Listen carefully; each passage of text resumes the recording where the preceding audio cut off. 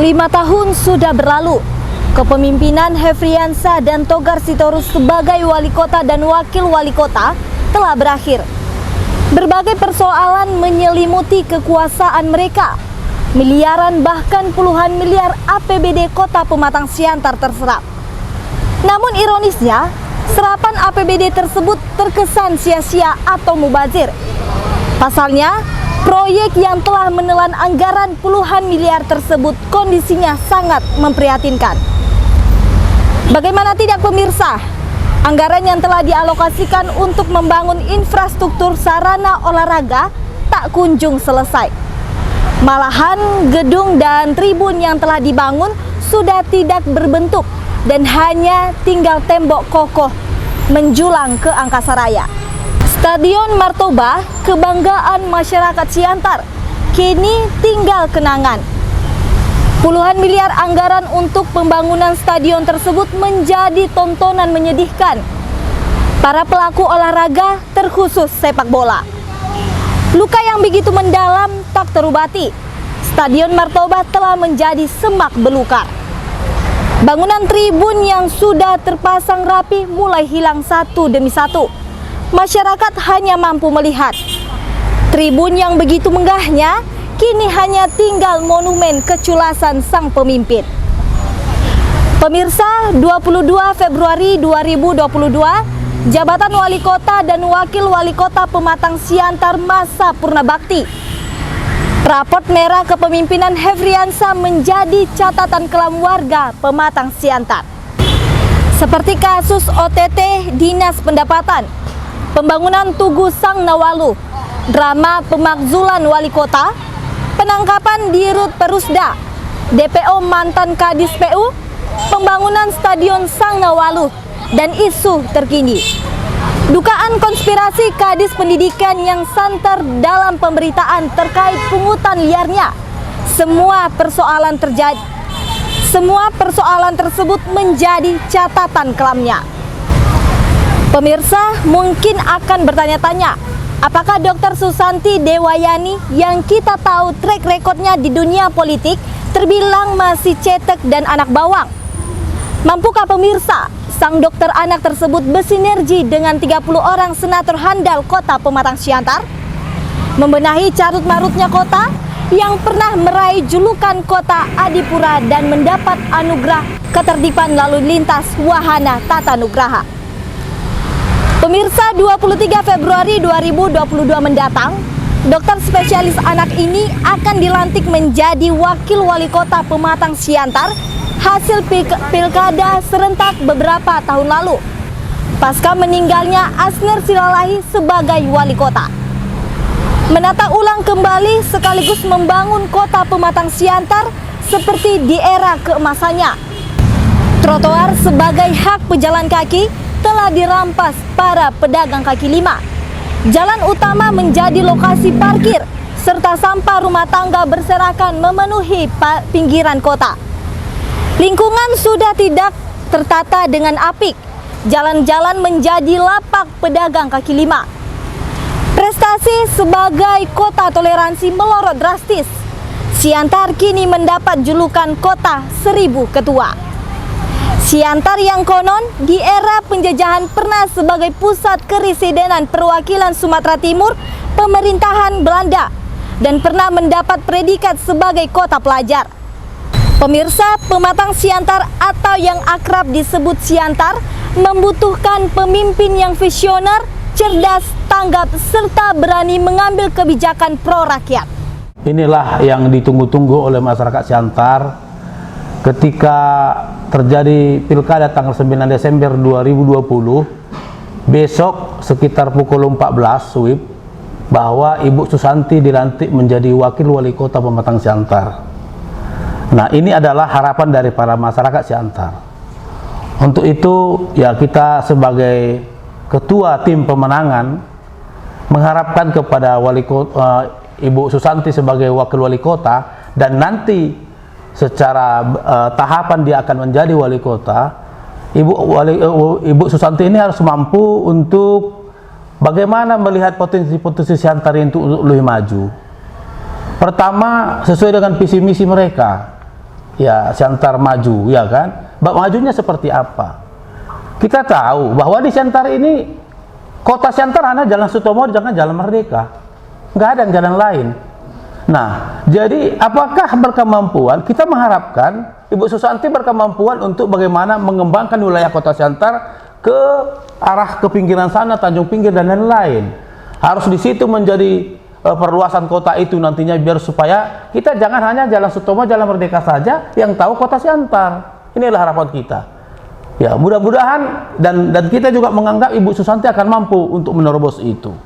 Nah, di samping itu nanti bagaimana Ibu Susanti juga memerintahkan jajarannya bisa meningkatkan PAD di kota Siantar ini. Secara kita ketahui PAD berapa sih di kota Siantar? Sekitar lebih kurang 114 miliar.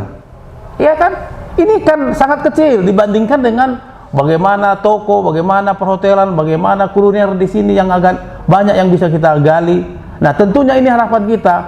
Kehadiran Ibu Susanti sebagai wakil wali kota dan nantinya menjadi wali kota ini membuat Siantar semakin maju, semakin hebat, semakin berkembang, dan masyarakatnya juga semakin ya ramah, bergotong royong, ya. Bagaimana supaya semakin maju Siantar ini? Ini harapan kita sebagai ketua pemenangan. Ya, berpolitik ini adalah komunikasi. Walaupun berbeda-beda partai, tapi kalau komunikasinya adalah intent, ya, selalu berkomunikasi, selalu berdiskusi, selalu ramah tamah, nggak ada masalah walaupun partai apa beliau. Tapi yang seperti katakan tadi, antara legislatif dan eksekutif itu harus sinergis, harus copy morning, harus menyampaikan saran pendapat demi memajukan Siantar. Jadi tidak bisa di sini membangun Siantar, tidak bisa aku, tidak bisa saya, tapi kita, begitu loh. Kita itu siapa? Nah, kalau pemerintahan ini ada 3 unsur pemerintahan di sini, ada yudikatifnya, ada eksekutifnya, ada legislatifnya. Yang selalu berbicara setiap hari adalah legislatif dengan eksekutif. Ibu Susanti harus bisa bangun itu. Bagaimana komunikasi yang baik? Apakah dibuat sekali seminggu kopi morning dengan DPRD-nya di rumah dinas, berbincang-bincang bagaimana kita buat ini saya udah seperti ini, bagaimana lagi menurut Bapak Ibu sebagai anggota DPRD, begitu dong. Jadi ada keberhasilan itu adalah komunikasi. Nah, itu dia. Ya, pertama memang secara undang-undang kami juga sudah berdiskusi dengan Otda Sumatera Utara. Paling lambat 3 minggu ini, ya, Ibu Susanti sudah menjadi wali kota definitif. 3 minggu. 3 minggu. Oke. Nah, selanjutnya setelah Ibu Susanti sudah menjadi wali kota definitif, pengajuan wakil wali kota juga oleh Ibu Susanti kepada DPRD paling lambat 3 minggu juga. Sudah diminta DPRD akan melaksanakan pemilihan wakil wali kota. Tapi yang menentukan wakil wali kota itu sebenarnya bukan kami, bukan DPRD, hanya melakukan, tapi garisnya adalah garis rekomendasi dari masing-masing partai. Ya, jadi kita tunggulah siapa yang mengambil rekomendasi dari partai di pusat sana, ya itulah nanti kita pilih menjadi wakil wali kota di Siantar ini atas usulan pengadaan wakil wali kota oleh Ibu Susanti. Regulasi tadi kan sudah mengatur itu. Iya.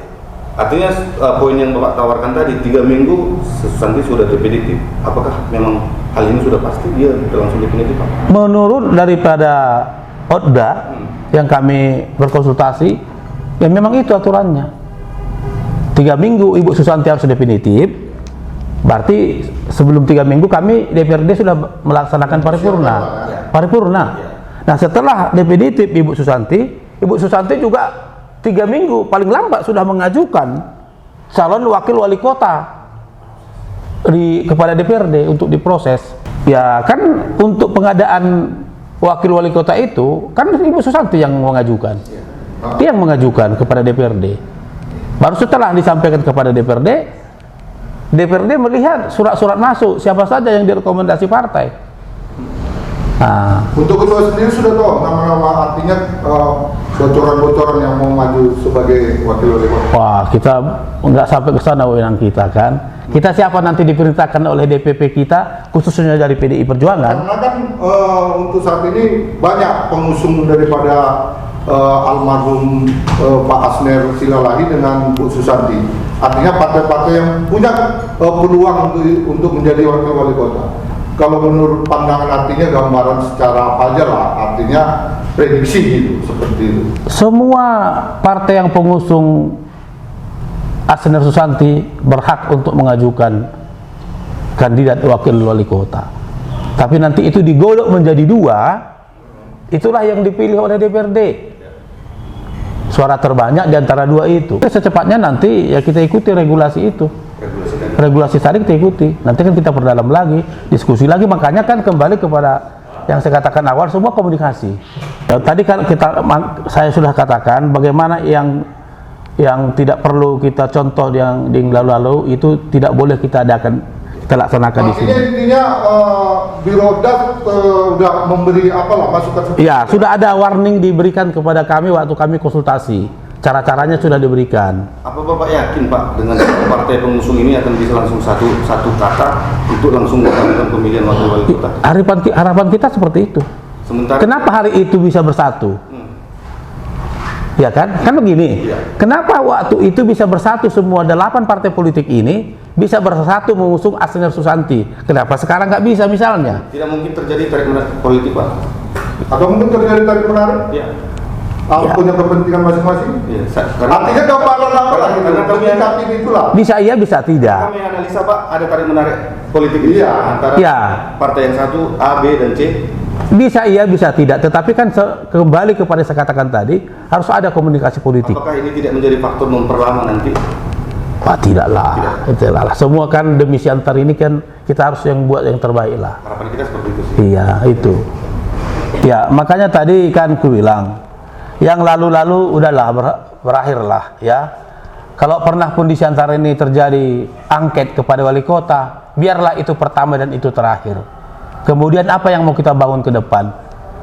Yuk kita capai cita-cita kita bersama ke depan untuk memajukan suatu Siantar. Tinggalkan semua yang tidak baik, yang selama ini seperti yang saya katakan tadi, yang pernah di kota Siantar ini DPRD melaksanakan hak angket kepada wali kotanya, iya kan? Itu adalah merugikan kita sendiri.